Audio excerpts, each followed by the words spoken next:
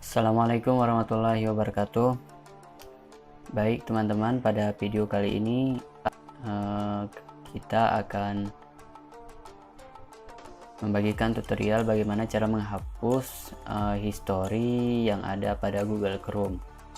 Nah, untuk caranya langsung saja kita buka Google-nya. Nah, oh ya, sebelumnya biasanya kalau history di riwayat pencarian Google itu banyak, maka ini akan menghambat kinerja laptop atau komputer yang kita pakai, apalagi laptop kita itu tersambung dengan internet.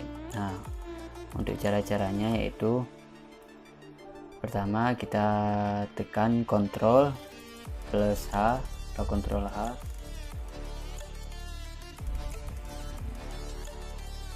Nah, setelah itu biasanya layarnya akan seperti ini. Kemudian pilih clear browsing data.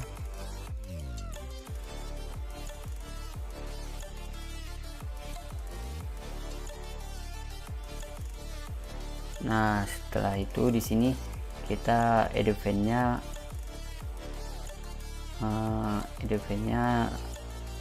all time. Kalau seandainya last hour 1 jam yang lalu, history 1 jam yang lalu yang akan dihapus. Kalau 24 hour 1 hari, kalau 7 hari, dan seterusnya.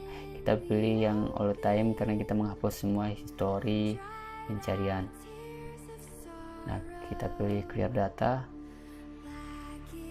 Nah, ini sebelumnya ada banyak history pencarian. Nah, setelah itu